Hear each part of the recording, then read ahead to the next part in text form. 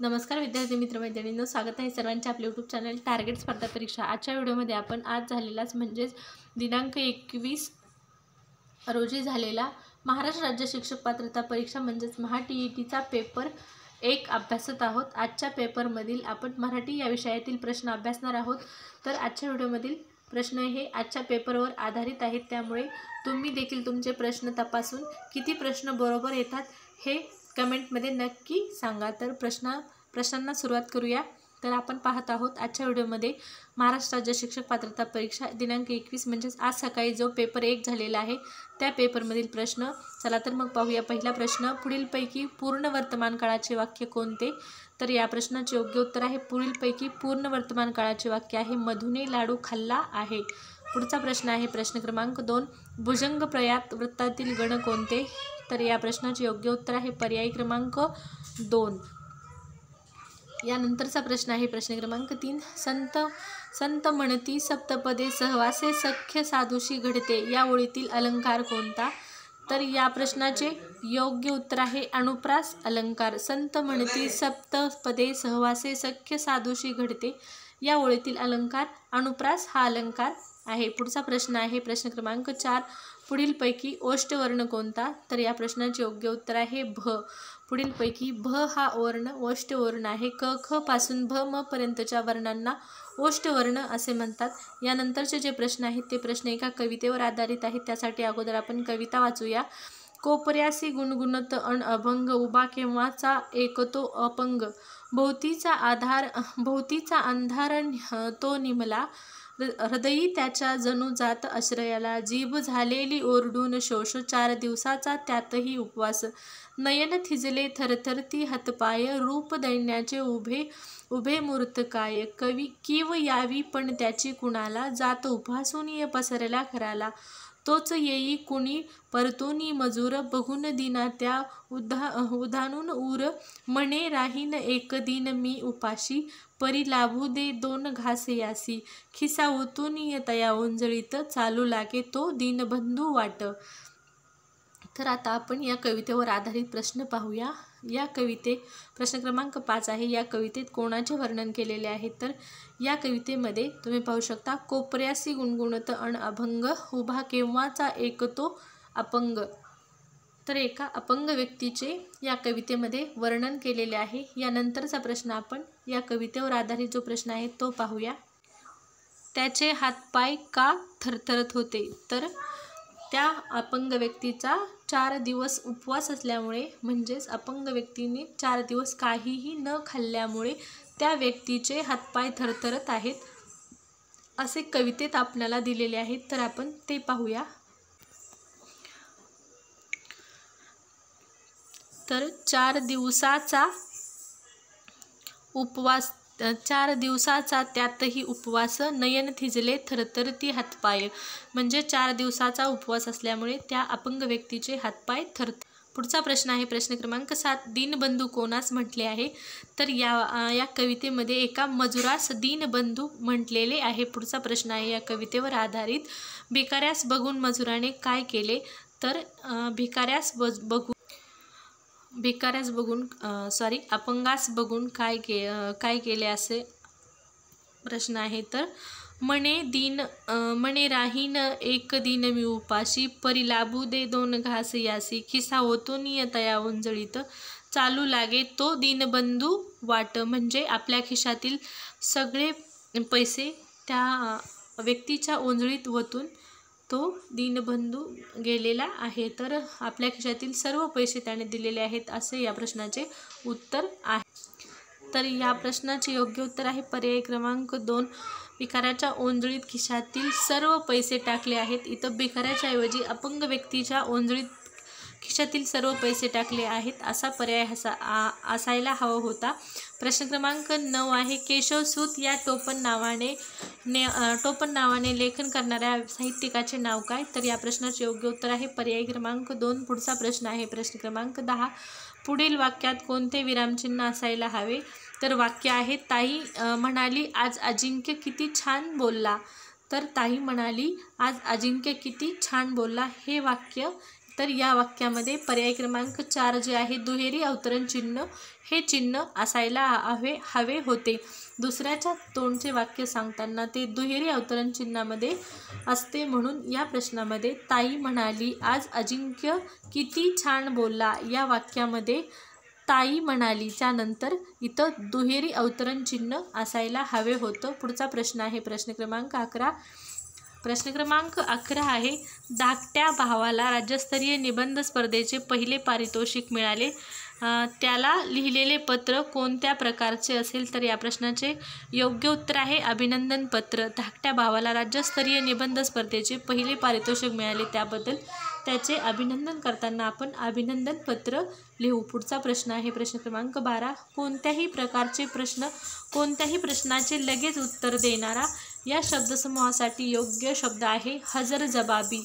कोणत्याही प्रश्नाचे लगेच उत्तर देणारा म्हणजेच हजरजबाबी होय. पुढचा प्रश्न आहे प्रश्न क्रमांक 13.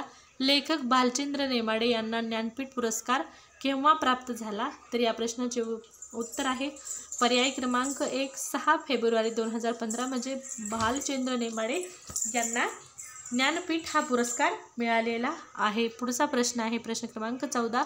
पंजाबमधील घुमान येथे झालेल्या अखिल भारतीय मराठी साहित्य संमेलनाचे अध्यक्ष सदानंद मोरे हे होते. प्रश्न क्रमांक 15 आहे सभा या शब्दाचे लिंग कोणते? तर सभा या शब्दाचे लिंग आहे स्त्रीलिंग. सभा हा शब्द स्त्रीलिंगी शब्द आहे. पुढचा प्रश्न पाहूया. पुढचा प्रश्न आहे प्रश्न क्रमांक 16. तुम्ही स्वतःला काय समजता? यातील अधोरेखित सर्वनामाचा प्रकार कोणता? तर अधोरेखित सर्वनाम आहे तुम्ही स्वतःला. तर या प्रश्नाचे योग्य उत्तर आहे पुरुषवाचक व आत्मवाचक. पुरुषवाचक व आत्मवाचक. पर्याय क्रमांक 1 या प्रश्नाचे योग्य उत्तर आहे. पुढचे प्रश्न आहेत पुढील उतारा वाचून त्या खालील प्रश्न क्रमांक 17 ते 20 ची उत्तरे दिलेल्या पर्यायातून निवडा. तर या उतार्यावर आधारित प्रश्न आपल्याला विचारलेले आहेत. तर प्रश्न क्रमांक 17 आहे ज्योतिबांच्या मते जगातील सर्वात पवित्र माणूस कोणता? तर ज्योतिबा फुले यांच्या मते जगात सर्वात पवित्र माणूस कोणता? तर ज्याचे मन सत्याने पवित्र झालेले आहे. इथं पाहू शकता तुम्ही ज्याचे मन सत्याने पवित्र झालेले आहे तो जगातील सर्वात पवित्र माणूस आहे असे ज्योतिबा फुले यांनी म्हटलेले आहे. म्हणून या प्रश्नाचे योग्य उत्तर आहे पर्याय क्रमांक 2. यानंतरचा प्रश्न आहे प्रश्न क्रमांक 18. मनुष्याला आरोग्य व संपत्ती कशामुळे मिळते? तर हा प्रश्न देखील उतार्यावर आधारित आहे. तर मनुष्याला आरोग्य व संपत्ती कशामुळे मिळते? तर निर्दोष आणि उद्योगी जीवनामुळे मनुष्याला आरोग्य व संपत्ती मिळते. पर्याय क्रमांक 1 निर्दोष व उद्योगी जीवनामुळे मनुष्याला आरोग्य व संपत्ती मिळते. पुढचा प्रश्न आहे प्रश्न क्रमांक 19. आळशी मनुष्य कसा असतो? तर हा देखील या उतार्यावर आधारित प्रश्न आहे. तर तुम्ही पाहू शकता आळशी मनुष्य हा दुष्ट असतो.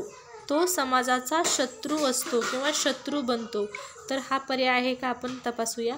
तर तो दुष्ट व समाजाचा शत्रू असतो. हा पर्याय क्रमांक 3 चा पर्याय आहे. तर 19 नंबरच्या प्रश्नाचे उत्तर आहे आळशी मनुष्य दुष्ट व समाजाचा शत्रू असतो. पुढचा प्रश्न आहे प्रश्न क्रमांक 20. धैर्यशील माणूस कसा ओळखावा? तर हा देखील या उत्तरावर आधारित प्रश्न आहे. तर या प्रश्नाचे योग्य उत्तर आहे तो सत्यप्रेमी निर्मळ व शांत मनाचा असतो. पुढचा प्रश्न आहे प्रश्न क्रमांक 21. टवटवीत शब्दाचा अचूक विरुद्धार्थी शब्द कोणता?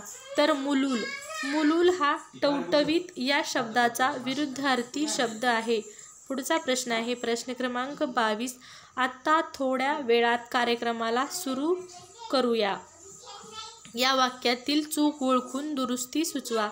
तर या वाक्याचे म्हणजे या प्रश्नाचे योग्य उत्तर आहे पर्याय क्रमांक 2 कार्यक्रमाला या शब्दाच्या ऐवजी कार्यक्रम. आता थोड्याच वेळात कार्यक्रम सुरू करूया असे असायला हवे होते. पुढचा प्रश्न आहे प्रश्न क्रमांक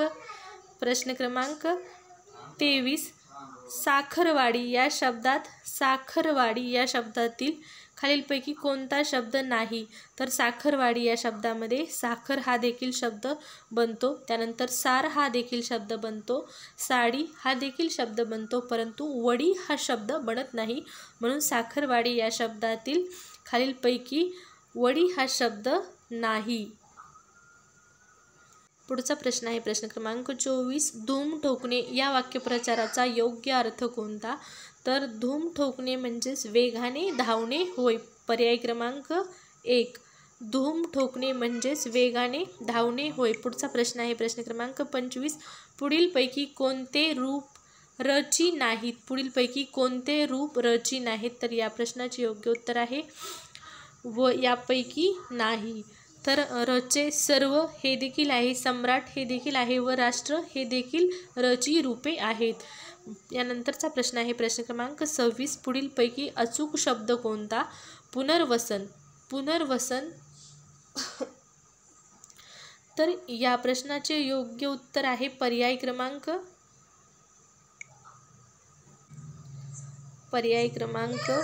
1 पुनर्वसन. यानंतरचा प्रश्न आहे प्रश्न क्रमांक 27. पुढीलपैकी कोणत्या गटातील शब्द क्रियाविशेषण या शब्दजातीतील आहेत? क्रियाविशेषण या शब्दजातीतील असणारे शब्द आपल्याला ओळखायचे आहेत. तर पर्याय आहेत पर्याय क्रमांक 1 अरे रे शब्बास, परंतु, म्हणून, आत्ता, इकडे आणि करितासाठी. अरे रे शब्बास हा असू शकत नाही कारण ही केवळ प्रयोगी अव्यय आहेत. त्यानंतर आहेत परंतु आणि म्हणून, ही आहेत उभयनामी अव्यय. आणि चौथा जे आहे करितासाठी ही शब्दयोगी अव्यय आहेत. म्हणून या प्रश्नाचे योग्य उत्तर आहे आता आणि इकडे.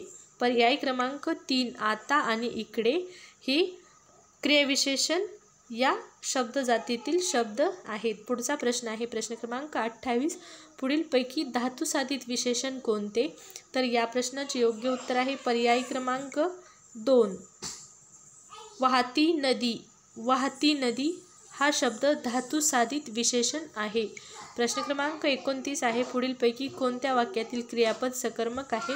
तर या प्रश्नाचे योग्य उत्तर आहे गवळी धार काढतो. गवळी धार काढतो हे वाक्य किंवा या वाक्यात हे वाक्य सकर्मक क्रियापद असणारे वाक्य आहे. आणि आजच्या व्हिडिओचा शेवटचा प्रश्न आहे प्रश्न क्रमांक 30. मराठीतील आद्य गद्य ग्रंथ कोणता? तर या प्रश्नाचे योग्य उत्तर आहे पर्याय क्रमांक 2 लीलाचरित्र. तर हा प्रश्न जरा कन्फ्युजिंग आहे. तर जर या प्रश्नाचे उत्तर चुकीचे असेल तर कमेंटमध्ये सांगा. तर आजच्या व्हिडिओमध्ये आपण पाहिले महाराष्ट्र राज्य शिक्षक पात्रता परीक्षा 2021 मध्ये 21 तारखेला जो म्हणजेच आज सकाळी जो पेपर झाला त्या पेपरमधील मराठी या विषयाचे प्रश्न अभ्यासले. जर व्हिडिओ आवडला असेल तर नक्कीच व्हिडिओ लाईक करा, शेअर करा, चॅनल सबस्क्राईब केले नसेल किंवा चॅनलवर पहिल्यांदाच आला असाल तर नक्की चॅनल सबस्क्राईब करा व बेल आयकॉन प्रेस करा, जेणेकरून इथून पुढे सर्व नवीन व्हिडिओ तुम्हाला वेळेवर पाहण्यास मिळतील. तर आजच्या व्हिडिओमध्ये इतकेच. धन्यवाद.